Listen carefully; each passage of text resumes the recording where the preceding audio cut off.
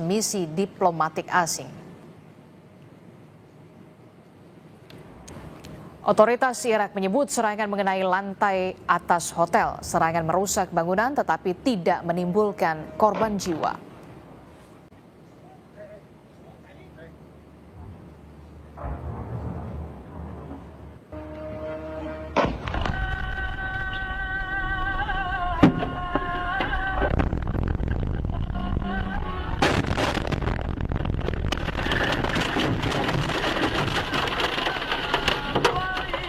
Serangan Amerika Israel juga terekam dari kamera mobil atau dashcam warga Teheran. Visual yang telah diverifikasi media Al Jazeera ini menunjukkan ledakan dan kerusakan akibat serangan gabungan Israel Amerika Serikat ke sebuah markas polisi di Provinsi Hamadan di Iran Barat.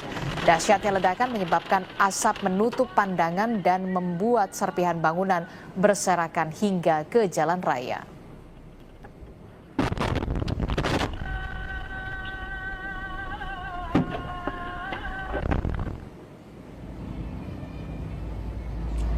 Sementara asap tebal membumbung tinggi dari Pusat Penelitian Antariksa Iran pasca serangan rudal Israel ke Teheran.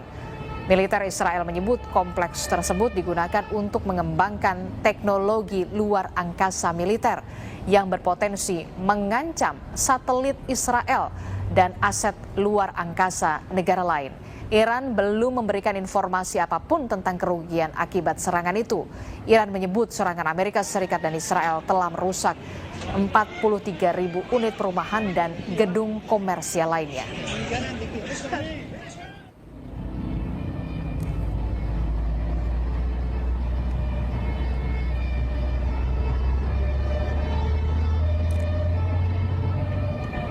Langkah Iran menutup Selat Hormuz mendesak Presiden Amerika Serikat Donald Trump meminta bantuan negara-negara sekutu.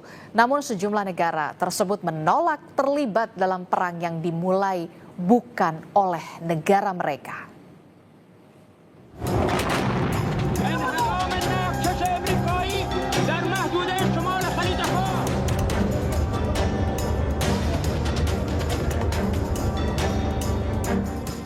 Langkah Iran menutup Selat Hormuz, urat nadi penyaluran energi dan logistik global, membuat Amerika Serikat mulai mengumpulkan bala bantuan. Presiden Amerika Serikat Donald Trump mendesak negara-negara anggota Organisasi Pakta Pertahanan Atlantik Utara atau NATO ikut mengirimkan kapal dan pasukan untuk bantu membuka blokade Selat Hormuz. Tapi Trump kecewa, negara-negara sekutu menolak membantu Amerika Serikat. There are some countries that greatly disappointed me. And you know, I'm the one that got them to pay from 2% to 5% of GDP, NATO. And I get along great with those countries in NATO, but I always said, you know, the problem with NATO is we'll always be there for them, but they'll never be there for us. Not only thanking us, they should be helping us. What does surprise me is that they're not eager. NATO menegaskan hanya akan menempuh solusi politik melalui diplomasi dan negosiasi terhadap langkah Iran menutup Selat Hormuz. Salah satu anggota NATO, Jerman, melalui kanselirnya Friedrich Merz, menekankan NATO adalah aliansi pertahanan, bukan aliansi intervensi. Die NATO ist ein Verteidigungsbündnis und kein Interventionsbündnis. Und deswegen wünsche ich mir, dass wir auch mit dem notwendigen Respekt im Bündnis hier miteinander umgehen. Wir teilen das Ziel. Ich habe vom ersten Tag an auf die Risiken hingewiesen. Und die Risiken dieses Krieges sind groß, sehr groß. Und deswegen wird es hier keine militärische Lösung geben, sondern es wird nur eine politische Lösung geben. Belakangan, Trump juga mendesak Inggris untuk mengirimkan kapal dan pasukan militer ke Selat Hormuz. Namun Perdana Menteri Inggris Keir Starmer menyinggung legalitas AS dan Israel menyerang Iran. Starmer memastikan tak akan mengirimkan warga negaranya ke medan perang tanpa rencana perlindungan yang jelas. And that if we are to send our servicemen and women into harm's way, the very least they deserve is to know that they do so on a legal basis and with a proper, thought-through plan. Now, there are others who would have made a different decision 2 weeks ago. They would have rushed the UK headlong into this war without the full picture of what they're sending our forces into. and without a plan to get us out. Trump tak senang dengan keputusan Inggris tersebut. Sebelumnya, Trump mengklaim Inggris sempat menghubunginya 2 minggu lalu, menawarkan mengirim sejumlah kapal membantu AS di Selat Hormuz. I was not happy with the UK. I think they'll be involved, yeah, maybe. But they should be involved enthusiastically. We've been protecting these countries for years with NATO, because NATO is us. Sejak Iran menutup Selat Hormuz, harga minyak dunia melambung hingga $105 AS per barel atau meningkat sekitar 40%. Kondisi ini semakin meningkatkan risiko krisis energi global yang pada akhirnya juga akan berpotensi terdampak pada Indonesia.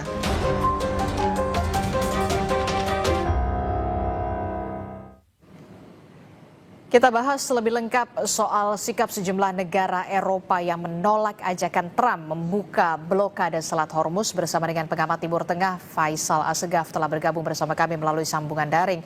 Selamat pagi, Assalamualaikum Bung Faisal.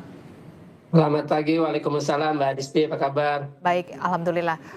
Saya ingin tahu dulu, ini kan NATO dan negara Eropa, negara sekutu Amerika Serikat tegas menolak permintaan Amerika Serikat untuk mengirim kapal perang ke Selat Hormuz. Apakah kemudian ini menandakan sudah retak sebenarnya solidaritas keamanan Barat dalam menghadapi krisis di Timur Tengah ini? Ya, dalam konteks perang Iran ini, perang menghadapi Iran, ya negara-negara Eropa, terutama anggota NATO, memang mereka tidak dilibatkan dari awal untuk merencanakan serangan terhadap Iran. Perang yang dilancarkan Amerika bersama Israel terhadap Iran adalah ya hasil dari konsultasi antara Trump dengan Netanyahu. Karena ini dimulai dengan telepon dari Perdana Menteri Israel Benjamin Netanyahu kepada Presiden Trump pada 23 Februari yang menyatakan bahwa ada informasi intelijen dari lapangan Mossad bahwa akan ada pertemuan antara pemimpin tertinggi Iran Ayatollah Ali Khamenei dengan para pejabat keamanannya Sabtu pagi. Kemudian 3 hari kemudian Trump menyatakan oke untuk menyerang bersama sesuai dengan hasil informasi intelijen tentang rapat Sabtu pagi 28 Februari itu sendiri.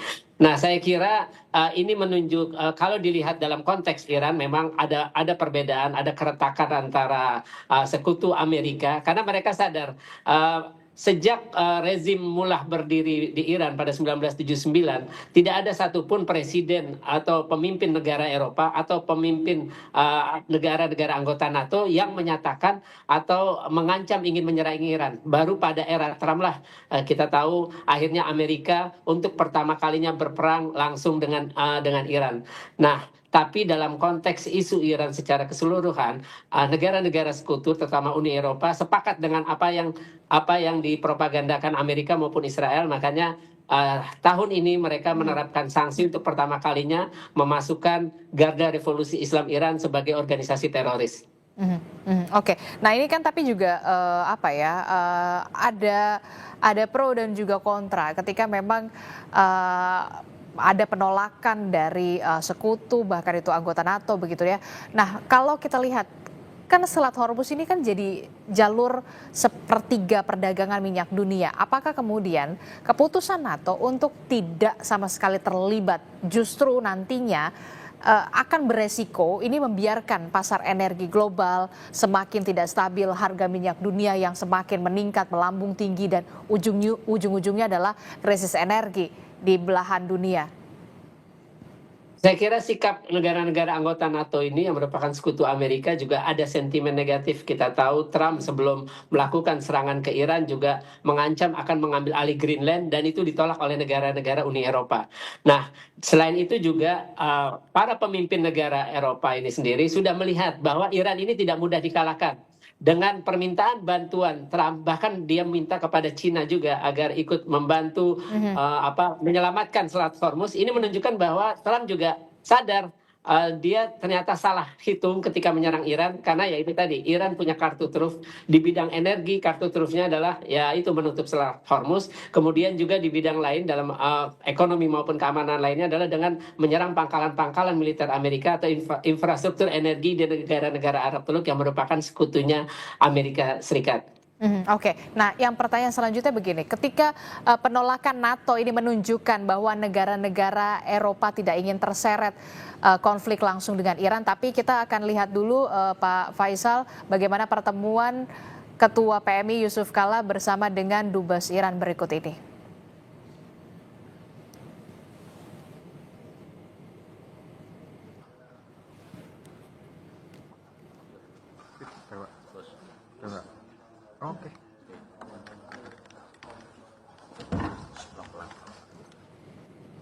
Ya, baru saja kita saksikan bagaimana pertemuan yang berlangsung antara Ketua PMI Indonesia yang merupakan juga Wakil Presiden JK bertemu dengan Duta Besar Iran untuk Indonesia, saudara. Ini bukan kali pertama Wakil Presiden ke-10 dan ke-12 yang juga merupakan Ketua PMI Yusuf Kala yang melakukan pertemuan bersama dengan Duta Besar Iran untuk Indonesia yakni Muhammad Borojir. Sebelumnya, saudara, pertemuan dilakukan di kediaman JK di Jakarta Selatan. Ada beberapa hal penting yang kemudian dibahas, salah satunya pada pertemuan di awal adalah membahas bagaimana peluang Indonesia untuk bisa menengahi konflik yang terjadi di Iran. Dan dalam pertemuan pertama antara Wakil Presiden ke-10 dan ke-12 RI Yusuf Kala bersama dengan Duta Besar Iran untuk Indonesia Muhammad Borojir ini, Dubes Iran menyampaikan harapan pemerintahannya atas dukungan umat Islam khususnya Indonesia, saudara.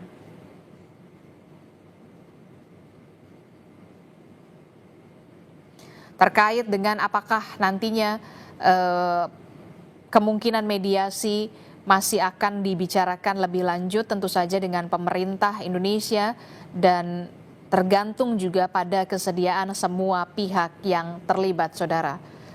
Seperti yang kita tahu, konflik yang terjadi antara Iran dengan Amerika Serikat dan juga Israel ini sudah memasuki pekan ketiga di mana Iran terus melakukan perlawanan dengan terus melancarkan juga rudal-rudal mereka ke Israel dan juga beberapa negara yang menjadi lokasi pangkalan militer Amerika Serikat dan juga pangkalan minyak di beberapa wilayah di Timur Tengah, saudara.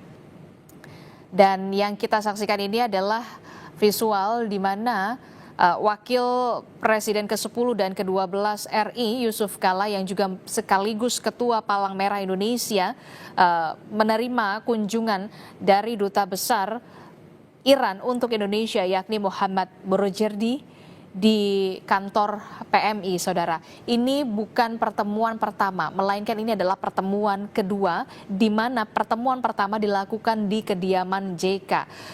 Di pertemuan pertama antara keduanya ini ada beberapa bahasan penting, salah satunya adalah soal membahas peluang Indonesia untuk menengahi konflik yang terjadi di Iran. Tapi untuk pembahasan yang kedua di kantor PMI ini kami belum mendapatkan informasi lebih rinci apa sebenarnya yang menjadi detail pembahasan antara JK dan juga Duta Besar Iran untuk Indonesia Muhammad Borojir di kantor PMI. Bung Faisal. Ya. Ya, Bung Faisal, ini kan kalau kita lihat ya, Duta Besar Iran untuk Indonesia untuk kesekian kalinya bertemu dengan Wakil Presiden ke-10 dan ke-12 Yusuf Kala.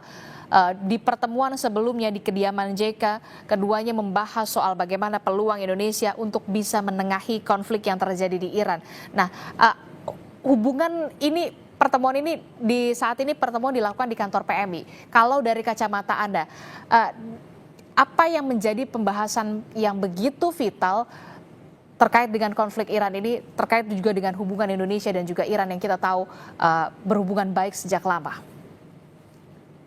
Ya, saya kira posisi selama ini pengalaman Bapak Yusuf Kala, mantan wakil presiden Yusuf Kala sebagai penengah perdamaian, kita tahu di Aceh, terus di berbagai konflik. Saya kira itu yang membuat Duta Besar Iran Muhammad Boroujerdi mengunjungi berbicara atau berdiskusi mengenai perkembangan saat ini di Iran.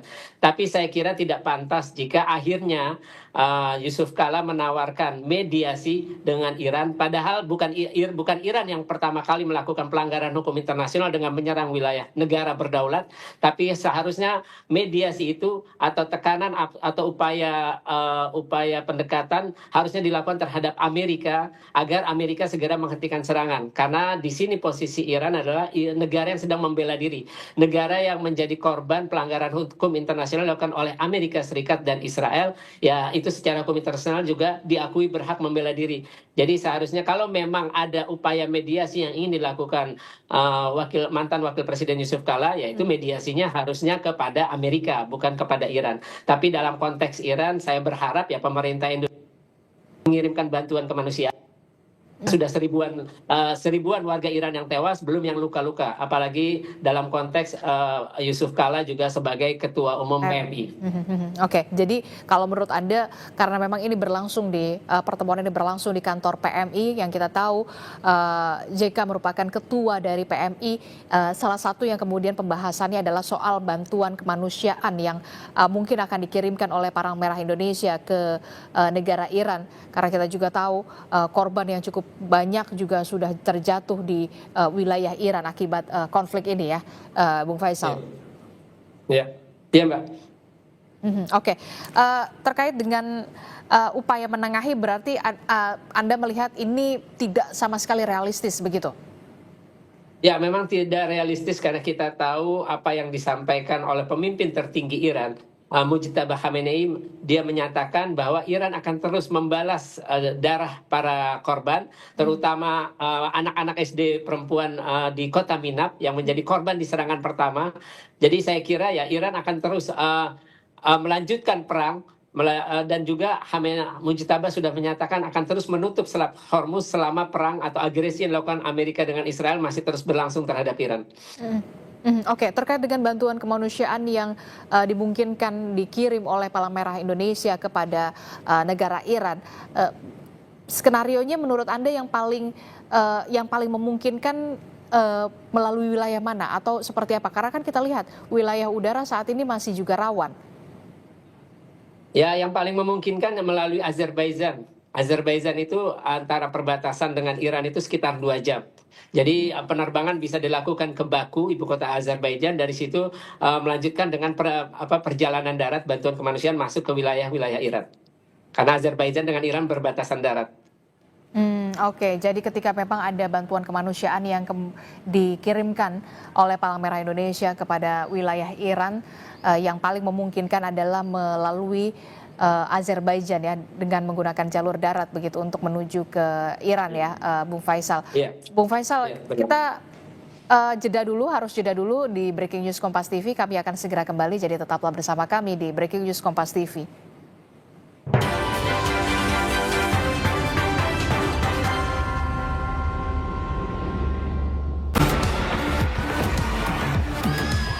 Nakula dan Sadewa memburu sang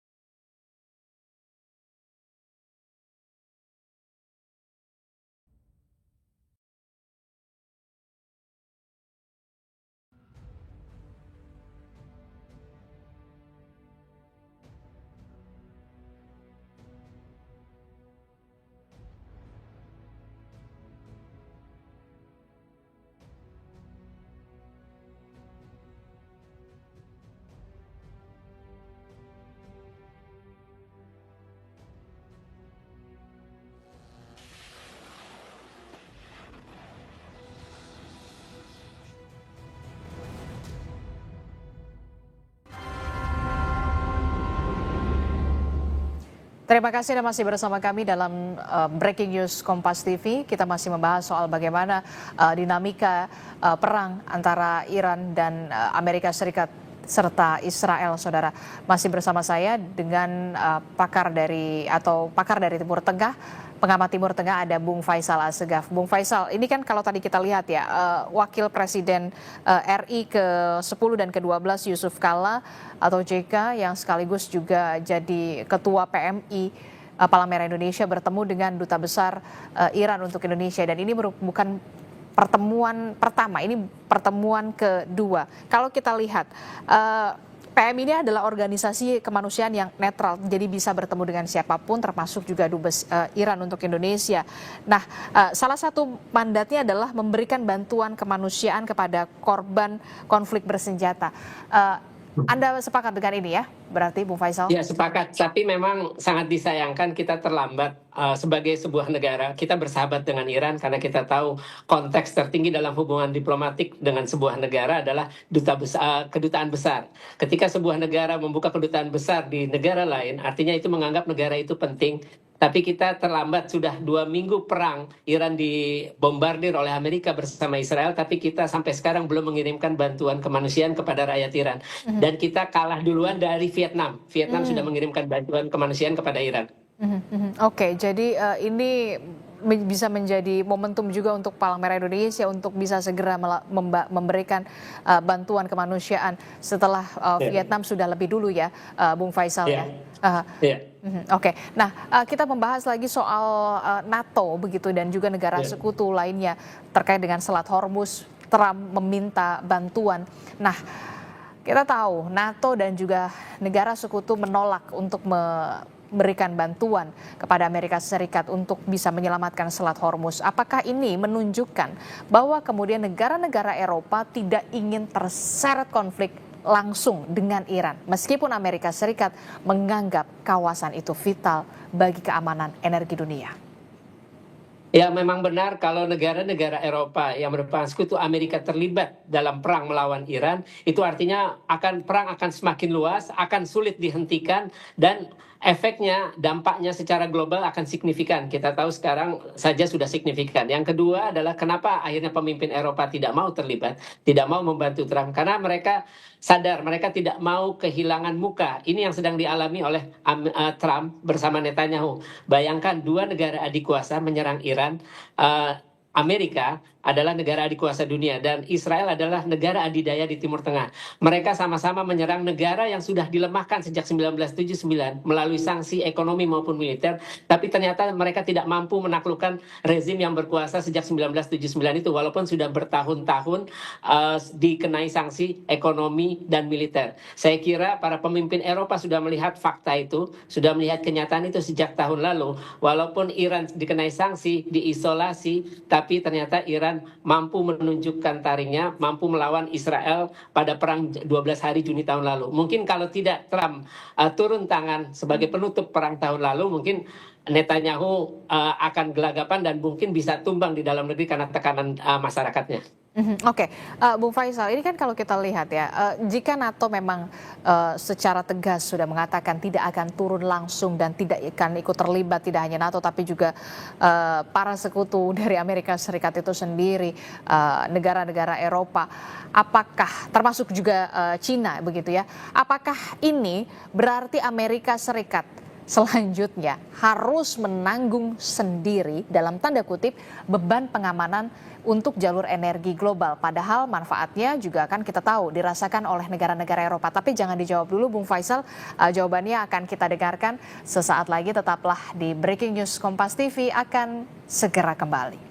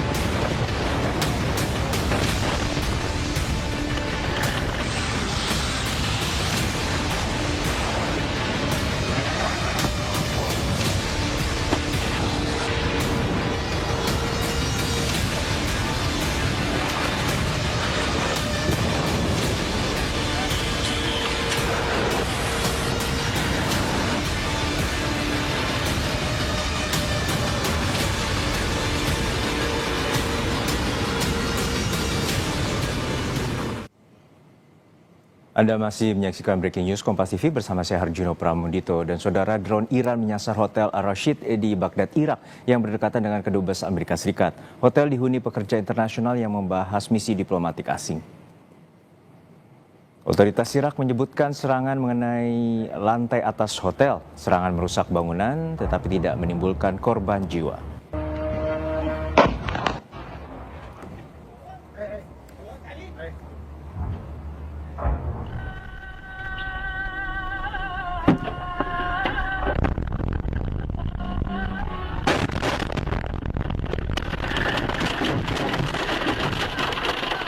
Serangan Amerika Serikat Israel juga terekam dari kamera pemantau atau yang berada di dalam mobil dashcam warga Tehran.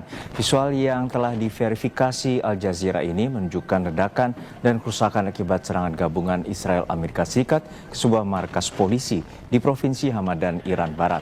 Dahsyatnya ledakan menyebabkan asap menutup pandangan dan membuat serpihan bangunan berserakan di jalan raya.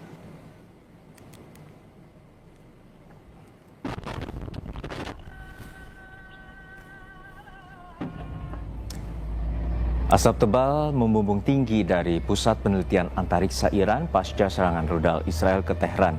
Militer Israel menyebutkan kompleks itu digunakan untuk mengembangkan teknologi luar angkasa militer yang berpotensi mengancam satelit Israel dan aset luar angkasa negara lain. Iran belum memberikan informasi apapun tentang kerugian akibat serangan itu.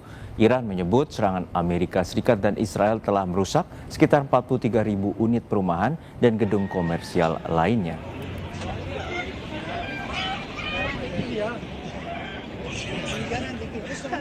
Ya, kita bahas lebih lanjut soal sikap sejumlah negara Eropa yang bergabung dalam NATO menolak ajakan Trump untuk membuka blokade Selat Hormuz bersama pengamat Timur Tengah Bapak Faisal Asghar.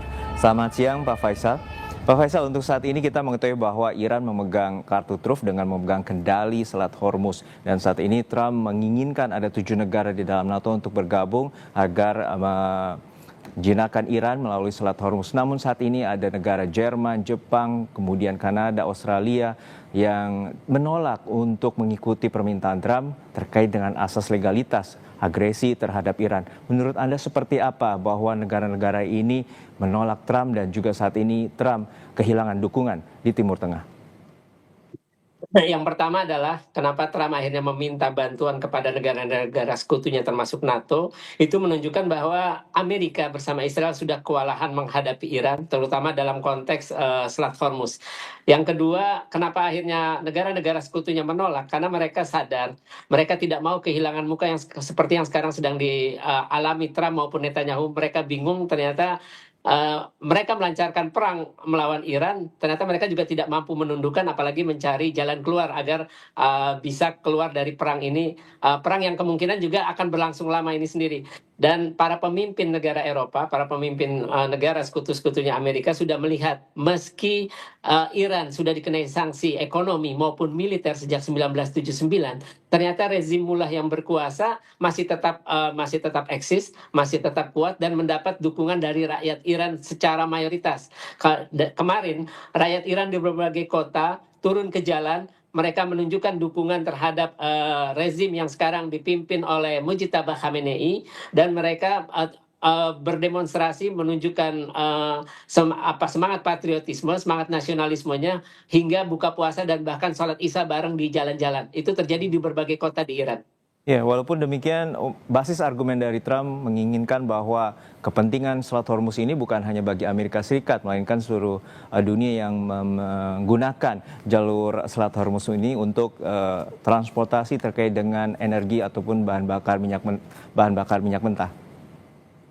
Ya, saya kira ya negara-negara Eropa yang menjadi sekutu Amerika tidak mau terlibat ya, karena nanti pun perang pertama akan berlangsung, akan makin meluas, dan kepentingan-kepentingan negara-negara Eropa yang ada di kawasan Teluk Persia, di negara-negara Arab Teluk juga akan menjadi korban. Kita lihat pangkalan-pangkalan militer Amerika juga menjadi korban serangan Iran sejak hari pertama 28 Februari. Dan ini menunjukkan bahwa para pemimpin Eropa tuh berpikir rasional berpikir secara logis bahwa menundukkan Iran ini tidak mudah, dan mereka sudah melihat Iran dikeroyok dua negara adik kuasa, Amerika sebagai negara adidaya di dunia dan Israel sebagai negara adik kuasa di Timur Tengah, hingga 2 minggu saja tidak mampu menaklukkan Iran. Ya, untuk saat ini tentu Trump akan sangat berpikir keras untuk menaklukkan Iran dan juga saat ini Iran tidak tergoyahkan. Menurut Anda taktik apa lagi yang akan dilakukan Amerika Serikat dan apakah juga akan menggunakan opsi invasi darat menuju Iran? Ya, saya kira ini yang sedang dipikirkan oleh Trump maupun Netanyahu, karena semakin lama perang berlangsung, tekanan di dalam negeri akan semakin kuat, terutama di Amerika. Harga minyak dan gas, harga bensin juga sudah naik. Terakhir itu dari $86 per galon, sekarang udah di atas $100 per galon. Sedangkan di Israel sendiri, Netanyahu juga akan sudah mulai ada demonstrasi di Israel yang menuntut perang segera dihentikan, karena kita tahu perang Gaza selama 2 tahun itu tiap hari ribuan rakyat Israel turun ke jalan. Saya kira ini yang sedang dipikirkan oleh Trump maupun Netanyahu, bagaimana mereka keluar dari perang ini tanpa istilahnya muka mereka jadi aib. Jadi ini yang sedang dipikirkan Trump. Nah, ketika Trump meminta kepada negara-negara sekutunya untuk datang membantu, saya kira itu bagian dari upaya Trump untuk exit plan. Trump maupun Netanyahu untuk exit plan dari perang Iran ini. Karena semakin lama perang, tidak akan jelas bagaimana proses perang ini akan berakhir, karena Mujtaba Khamenei dan para pemimpin Iran sudah menyatakan bagaimana akhir perang adalah di tangan Iran, bukan di tangan Trump maupun Netanyahu. Baik, tentu ini merupakan perang yang panjang dan Iran juga menuntut bahwa tidak ada lagi agresi yang dilakukan oleh Amerika Serikat, dan saat ini seperti apa konteks geopolitik dan juga sikap NATO yang menandakan adanya pergeseran hegemoni Amerika Serikat terhadap di kawasan Timur Tengah. Informasinya akan kami hadirkan kembali hanya di Breaking News Kompas TV.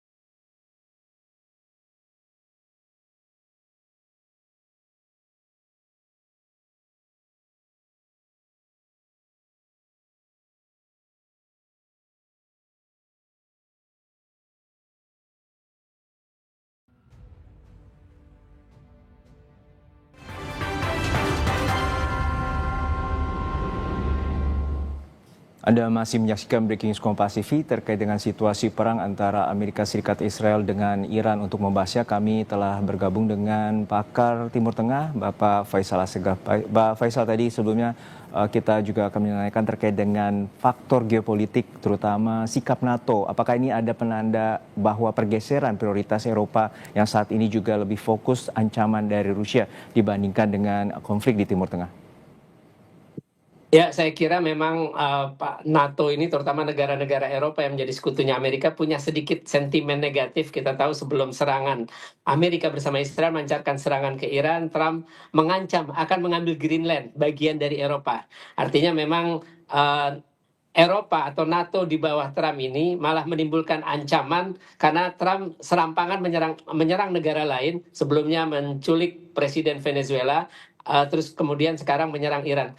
Dan saya kira perang yang sekarang dilakukan Iran terhadap Amerika dengan Israel adalah perang yang ingin mengubah geopolitik di Timur Tengah. Kita tahu dengan menyerang pangkalan-pangkalan militer Amerika yang ada di kawasan Teluk Persia, terutama di 6 negara Arab Teluk, itu Iran ingin menyampaikan pandangan bahwa para pemimpin negara Arab Teluk, Arab Saudi, Kuwait, Bahrain, Oman, Uni Emirat Arab, dan Qatar harus mengubah pandangan mereka bahwa selama ini mereka mengandalkan Amerika untuk pertahanan negaranya, untuk keberlangsungan rezimnya, ternyata sekarang mereka lumpuh. Artinya Amerika sama sekali tidak bisa melawan apa yang sedang dilakukan Iran. Tiap hari peluru kendali balistik Iran dan pesawat nirawak kamikaze Iran menyerang pangkalan-pangkalan militer Amerika ada yang di sana. Seperti pesan mendiang Sekretaris Dewan Keamanan Nasional tertinggi Iran, Ali Larijani, dia mengungkapkan bahwa para pemimpin negara Arab Teluk harus mulai belajar untuk mandiri, bahwa untuk kawasan Teluk Persia pada khususnya maupun Timur Tengah pada umumnya harusnya kerjasama mempererat sistem pertahanan keamanan atau kerjasama ekonomi itu secara mandiri tanpa melibatkan intervensi asing, dalam hal ini hegemoni Amerika Serikat di kawasan Teluk Persia atau Timur Tengah pada umumnya. Ya, Anda menilai bahwa ada juga kekecewaan terhadap Trump dan juga sebelumnya ada serangan tarif yang diberlakukan oleh Trump untuk sejumlah negara secara luas, termasuk juga negara-negara di Eropa. Untuk saat ini, apakah juga Anda menilai ada kecerdikan dari Iran sendiri bahwa Selat Hormuz ini hanya tertutup sebenarnya untuk Amerika Serikat, Israel, dan sekutunya? Dan saat ini juga informasinya Perancis ataupun negara Eropa lainnya masih membuka hubungan komunikasi agar jalur kapal tanker mereka di Selat Hormuz ini dapat dibuka. Ya, memang benar. Artinya negara-negara Eropa sekutunya Amerika tidak mau terlibat dalam perang yang kemungkinan akan berlangsung panjang kalau memang Trump maupun Netanyahu tidak memutuskan untuk berhenti menyerang Iran. Mereka sudah bisa melihat bagaimana Iran bisa bertahan sejak 1979 meski dikenai embargo militer maupun ekonomi, dan 2 tahun berturut-turut berperang mereka mampu melawan. Ketika perang tahun lalu melawan adik kuasa Timur Tengah, Israel, sekarang melawan 2 negara adik kuasa termasuk adidaya dunia yaitu Amerika Serikat, dan ini masih mampu bertahan. Nah, Selat Hormuz ini memang menjadi salah satu kartu trufnya Iran, dan Iran walaupun mereka menutup Selat Hormuz secara selektif, ya tidak untuk Amerika atau Israel dan sekutunya, Iran tiap hari tetap bisa mengekspor minyak ke importir terbesarnya yaitu Cina, sekitar 2 jutaan barel per hari. Jadi penutupan Selat Hormuz ini malah merugikan Amerika dengan sekutu-sekutunya termasuk Eropa, tapi di lain pihak Iran tetap untung karena mereka yang mengontrol Selat Hormuz. Ya, apakah itu juga menjadi salah satu faktor perhitungan besar NATO bahwa di balik situasi ini ada Cina dan juga Rusia yang tetap mendukung Iran dalam situasi konflik di Timur Tengah? Ya, memang benar. Kalau semakin banyak negara sekutu Amerika yang terlibat, maka perang ini akan tidak terkendali, perang ini akan meluas, dan itu bisa membuat Rusia maupun Cina selama ini selalu berada di belakang Iran untuk terlibat langsung secara militer. Kalau kedua negara itu sudah terlibat dan Eropa sudah terlibat semuanya, ya itu artinya akan menciptakan perang dunia ketiga. Saya kira Eropa sudah belajar dari 2 perang dunia pertama dan kedua. Mereka sudah melihat kehancuran peradaban manusia dari 2 perang dunia itu. Artinya para pemimpin negara Eropa tidak akan mau terlibat dalam perang yang dilakukan oleh Trump tanpa konsultasi dengan mereka. Ya, untuk saat ini seperti apa nantinya bahwa perang akan berlanjut dan tentu menjadi perang asimetris karena Iran juga tidak menunjukkan tanda goyah bahwa terus diserang, tetap meluncurkan sejumlah rudal. Untuk saat ini seperti apa pandangan Anda bahwa Iran akan terus melawan dan juga akan strategi apa yang akan dilakukan oleh Iran? Ya, saya kira seperti pernyataan Mujtaba Khamenei, pemimpin tertinggi ketiga Iran, bahwa Iran akan terus membalaskan darah para korban, terutama anak-anak SD perempuan di kota Minab. Jadi artinya Iran sudah menyatakan, seperti kata Mujtaba, perang akan terus dilanjutkan, terus kemudian juga Selat Hormuz akan ditutup secara selektif, terus kemudian hanya Iran yang bisa menentukan akhir dari perang ini. Jadi selama Amerika maupun Israel terus menyerang Iran, artinya Iran akan terus membalas. Saya kira Iran sudah punya ketahanan yang teruji ketika perang melawan Irak selama 8 tahun, mereka tetap terus bertahan. Karena bagi rakyat Iran ini memang ada pride sebagai sebuah bangsa. Mereka ketika Imperium Persia pernah menguasai sebagian dunia, rakyat Iran ini akan melihat bahwa Amerika dengan Israel, Amerika yang tahun ini usianya 250 tahun dan Israel tahun ini usianya 78 tahun, hanyalah negara kemarin sore buat mereka. Baik, dan termasuk juga bahwa saat ini informasinya ada rumor Mustafa Khomeini tengah dirawat di Moskow, Rusia terkait dengan operasi yang harus dia lakukan. Tentu ini apakah juga akan mengurangi intensitas terkait dengan kepemimpinan di Iran untuk menyerang ataupun melawan balik Amerika Serikat dan Israel? Ya, selentingan itu sudah dibantah oleh pemerintah Iran, tapi yang jelas memang yang terbaru adalah Sekretaris Dewan Keamanan Nasional tertinggi Ali Larijani dan Komandan Basit Ghulam Reza Sulaimani sudah tewas akibat serangan Israel kemarin.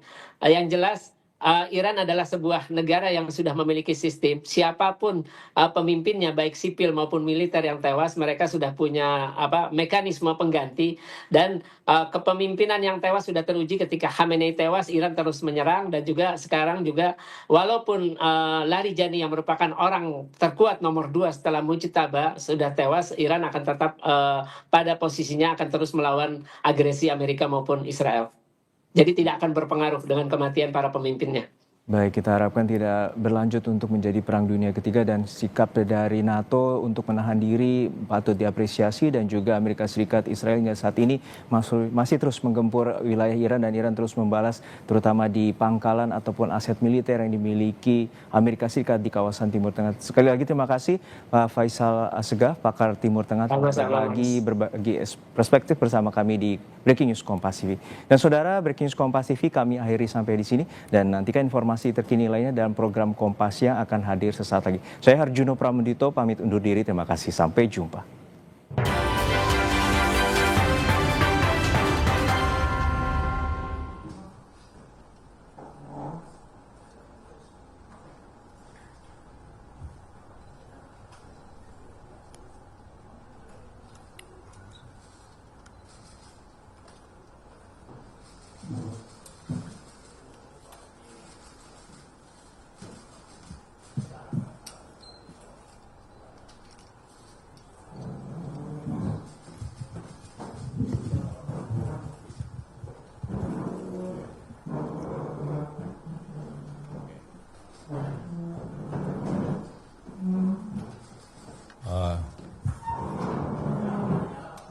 Sudah.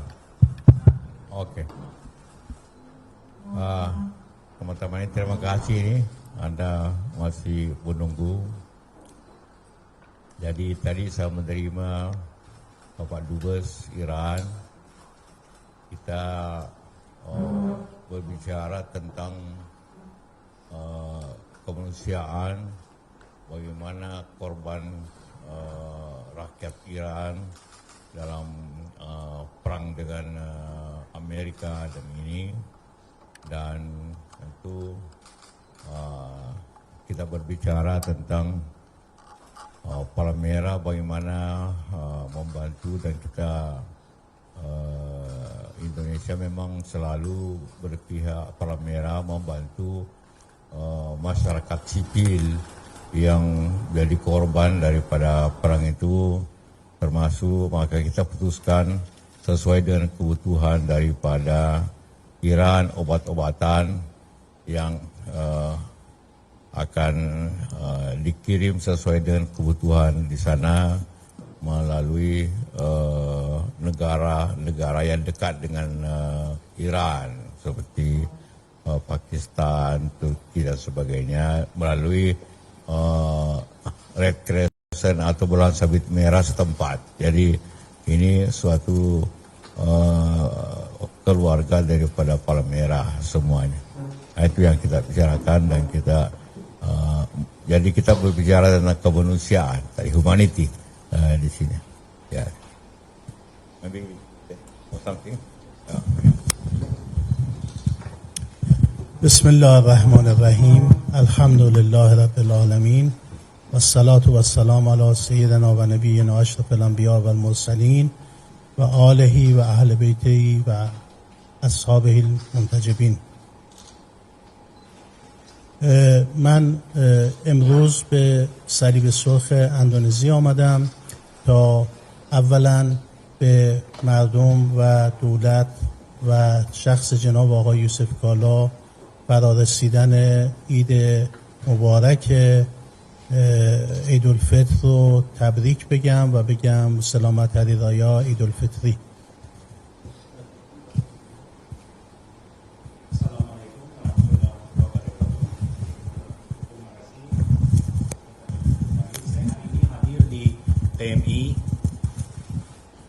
Saya hari ini hadir di PMI Indonesia untuk menyampaikan kepada pemerintah Indonesia, kepada bangsa Indonesia, kepada Yang Mulia Bapak Yusuf Kala, selamat Hari Raya Idul Fitri, dikarenakan sebentar lagi kita akan merayakan momen berbahagia yaitu Idul Fitri.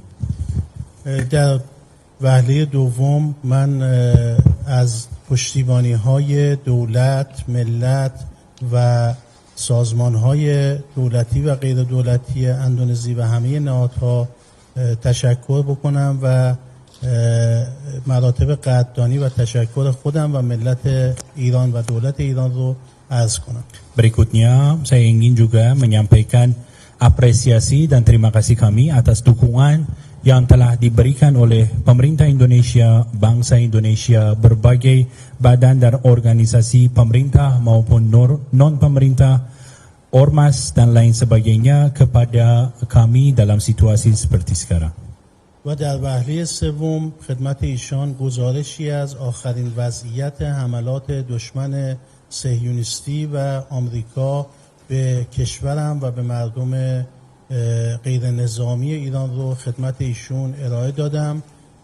چند ده هزار منزل مسکونی که ویران شده و شهدای غیر نظامی که آسیب دیدن، خانواده های فراوانی که کشته شدن، زنان و کودکان بیپناهی که کشته شدن، حملات بیرحمانه‌ای که به منازل مسکونی، بیمارستان ها، مدارس و همه حتی آثار تاریخی انجام شده خدمت ایشون گزارش دادم و به ایشون گفتم که الان پیرترین شهید ما 88 ساله بود و جوانترین شهید ما کودک 3 روزه‌ای بود که به دست دشمن جنایتکار به شهادت رسید.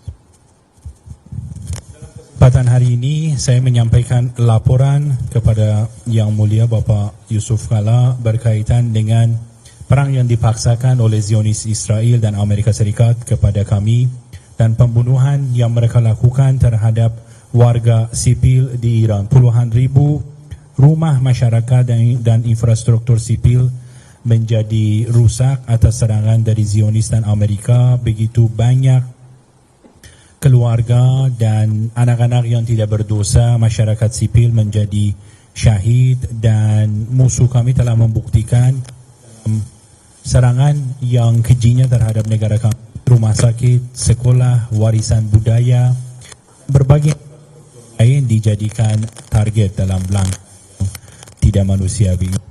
Melaporkan bahwa sekarang korban perang di negara kami yang paling senior dan paling tua adalah berusia 88 tahun, sedangkan yang paling muda adalah seorang balita yang hanya berusia 3 hari. بیش از 240 کودک تا به حال کشته شده و مردم آسیب‌های زیادی دیدن و من اینجا این مطالب رو خدمت آقای یوسف کالا معاون اسبق رئیس جمهور و رئیس محترم صلیب سرخ گزارش دادم. ایشان مهربانانه با روحیه انسان دوستانه‌ای که دارند و با درک این که الان که مردم اندونزی در حال روزه‌داری هستند و به عید سعید فطر نزدیک میشند، مردم ایران با زبان روزه دارن شهید میشن و عید فطری هم نمیتونن جشن بگیرن. ایشون با درک این موضوع، با روحیه انسان دوستانه‌ای که دارند، به ما همچنان دلداری دادند و قول مساعدت و پشتیبانی صلیب سرخ و دولت و ملت اندونزی رو تکرار کردند. Tentu sekarang lebih dari 250 anak-anak di negara kami menjadi korban serangan ini dan masyarakat sipil adalah target utama dari serangan ini. Saya melaporkan kepada Yang Mulia Bapak Yusuf Kala sebagai pimpinan dari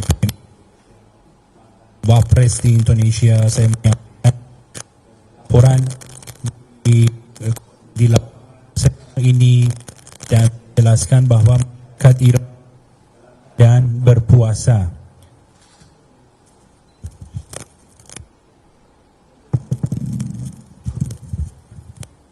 Kedengaran? Oke. Saya ulang dari awal ya.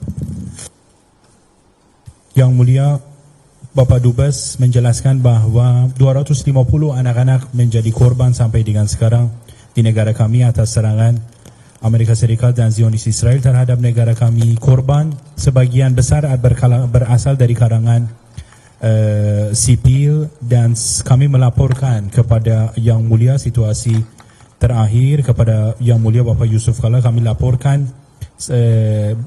situasi terakhir dan kami menjelaskan bahwa walaupun ini merupakan situasi hari-hari bulan suci Ramadan dan sebentar lagi adalah Idul Fitri, tetapi masyarakat Iran tidak bisa merayakan momen penting dan momen Islamik ini. Tentu Yang Mulia Bapak Yusuf Kala sangat memahami dengan semangat kemanusiaan yang beliau miliki berkaitan dengan situasi yang terjadi, dan selaku pimpinan dari PMI beliau telah menyampaikan bahwa akan berupaya untuk membantu pihak kami.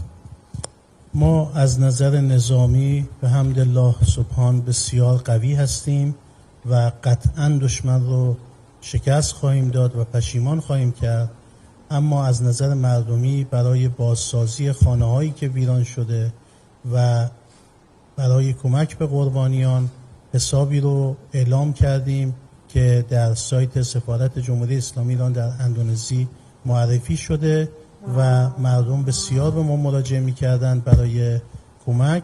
در پاسخ به درخواست اونها این حساب رو باز کردیم و در سایت سفارت قرار دادیم که اگر کسی میخواد کمک بکنه. Tentu saja dari segi militer Iran merupakan negara yang kuat, yang mampu mempertahankan integritas dari negaranya, dan dalam perkembangan ini untuk menyambut antusias dari masyarakat Indonesia yang ingin menyampaikan donasinya kepada Iran dan berkontribusi pada saat-saat ini yang sedang dihadapi oleh negara kami untuk menyambut keinginan tersebut telah mengumumkan sebuah nomor rekening melalui saluran resmi Kedutaan Iran, yaitu media sosial resmi Kedutaan Iran dan website Kedutaan kami untuk mengumpulkan kontribusi dan donasi dari masyarakat Indonesia.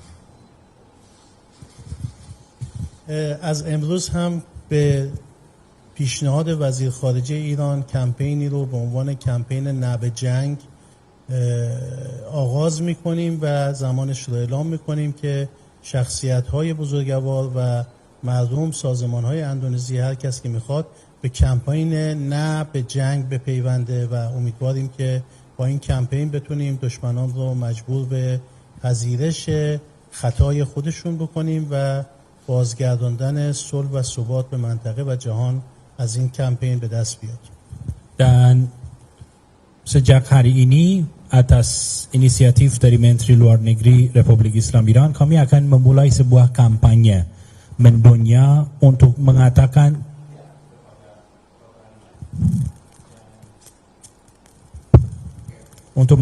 tidak kepada peperangan.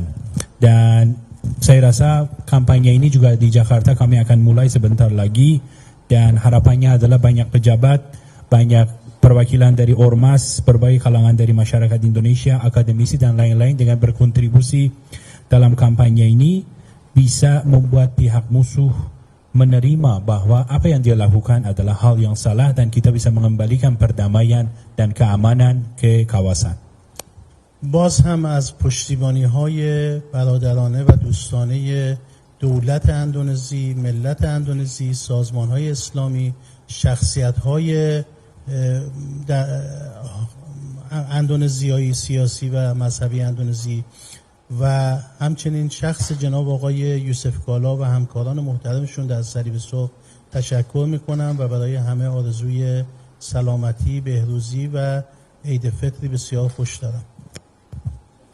Dan pada akhir kata, sekali lagi ingin menyampaikan apresiasi kami, terima kasih kami kepada negara sahabat kami yaitu Republik Indonesia, kepada pemerintah Indonesia, bangsa Indonesia, organisasi masyarakat, organisasi keislaman, berbagai tokoh politik, tokoh agama, sosial di Indonesia. Kami ingin menyampaikan terima kasih dan secara khusus kepada Yang Mulia Bapak Yusuf sebagai sahabat Iran, dan juga saya ingin menyampaikan menggunakan momen ini untuk sampaikan selamat kepada anda semua atas akan tibanya Idul Fitri, dan saya mendoakan anda kesehatan dan juga keagungan serta kemuliaan.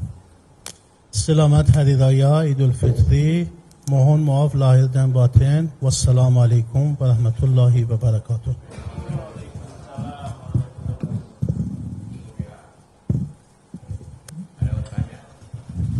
Oke. Silakan. Satu, dua. Apa yang ini?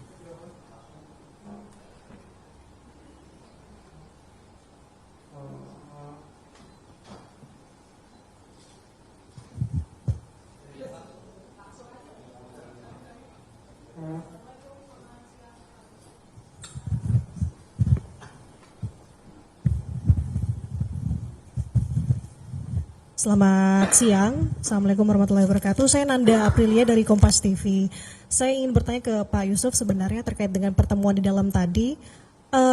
Di pertemuan di dalam Pak, apakah ada spesifik mungkin bantuan atau yang diinginkan betul-betul oleh Iran sejauh ini apa? Di tengah kondisi yang saat ini tengah masih berlangsung, apakah itu terkait dengan permintaan obat-obatan saja ataukah juga diperlukan untuk relawan ataupun tim medis untuk dikirimkan ke sana?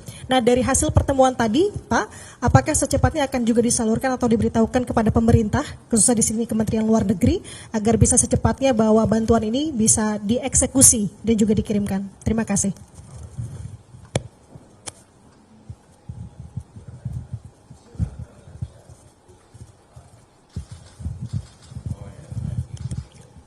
Ya, soal obat tadi saya sudah jelaskan bahwa kita tidak kirim dari Indonesia karena obat dari Indonesia berbahasa Indonesia tidak cocok untuk pengalaman kita waktu dulu di Pakistan, Afghanistan, tidak. Maka juga tidak bisa langsung dari Indonesia, harus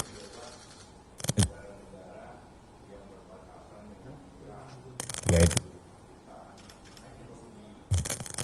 dan negara dan melalui jalur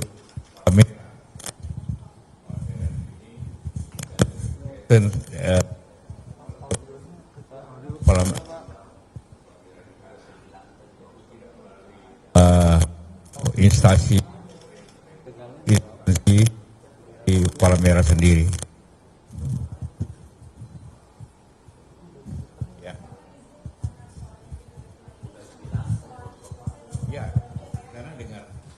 Sana ya.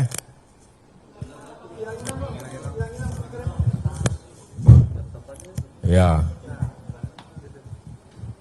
Seperti saya katakan tadi bahwa kita tidak bisa mengirim obat langsung dari Indonesia ke Iran karena di samping tidak ada dalam keadaan perang, maka kita harus kirim melalui negara yang berbatasan dengan Iran, yaitu Pakistan atau Turki yang merupakan kita mengatur itu membeli setempat supaya cocok dengan kebutuhan Iran. Dan itu kita sudah rencananya, kita tidak kirim fisik, tapi kita mengirim orang ke Turki atau Pakistan nanti untuk masalah tersebut. Cukup ya? Oke, terima kasih.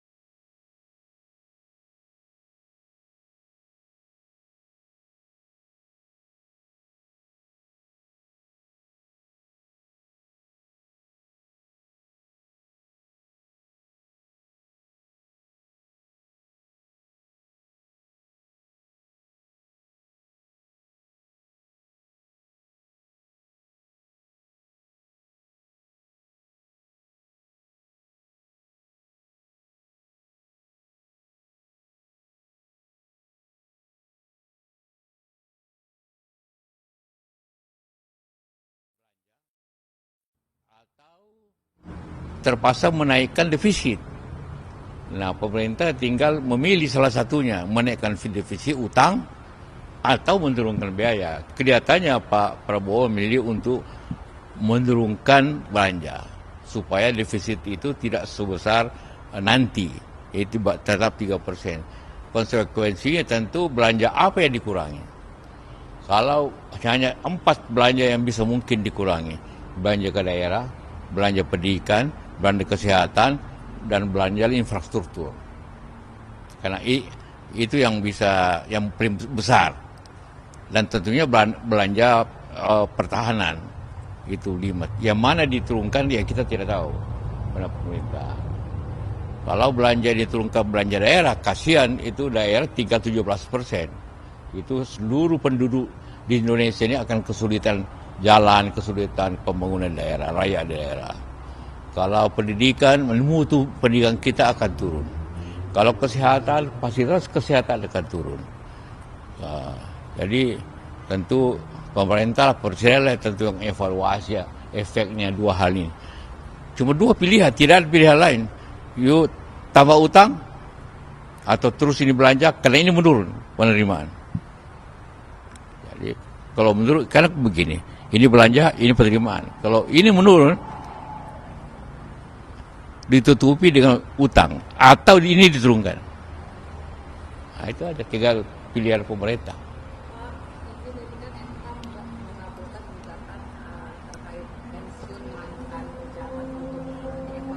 Apa?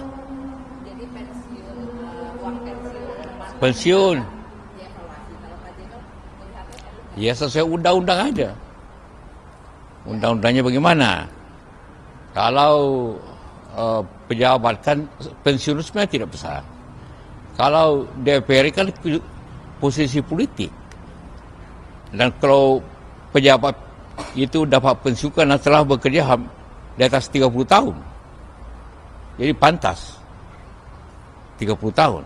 Tapi kalau politik kan ada yang hanya 5 tahun, 10 tahun. Itu ya, dan dia mempunyai suatu profesi lain biasanya kalau DPR.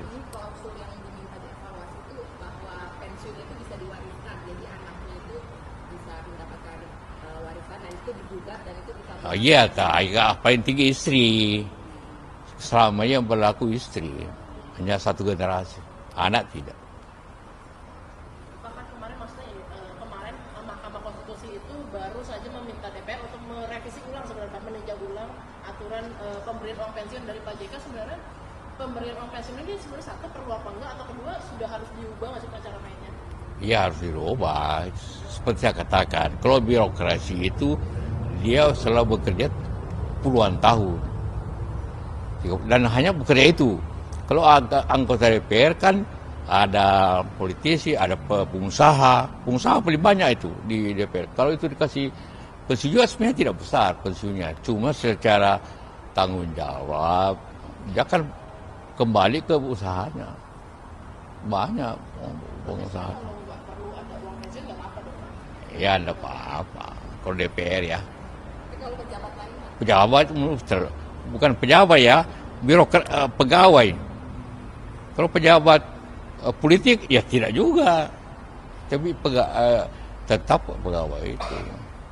Kayak gubernur ya tentu bukan kecuali yang PNS, hampir tidak PNS.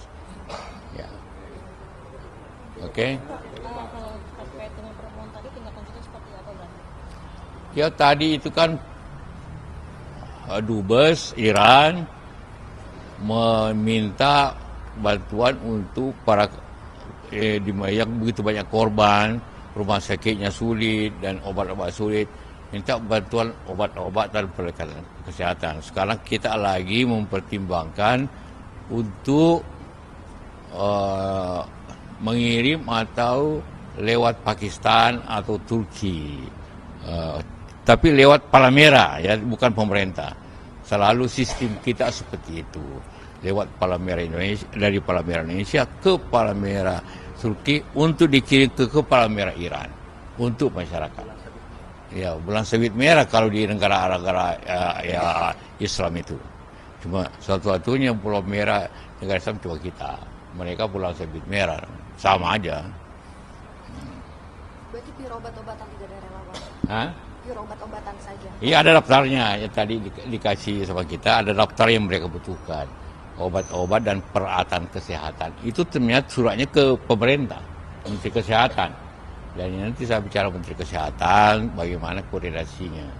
Tapi pengalaman kita, pertama dikirim Indonesia lebih banyak ongkos kirimnya dibanding obatnya. Lebih beli obat di negara yang dekat. Dan pengalaman kita, contohnya obat di Pakistan itu harganya setengah dibanding obat di Indonesia. Ya, contohnya. Nilainya berapa Pak totalnya yang dimiliki? Ya, nanti kita pertimbangkan lagi dihitung berapa dia punya kebutuhan. Ya. Terima kasih Bapak. Yo. Sehat selalu Bapak. Pak, berarti bentar lagi mau ketemu sama kementerian terkait dong untuk ngobrolin soal ini ya Pak? Siapa? Mau ketemu sama kementerian terkait. Ya, kita akan untuk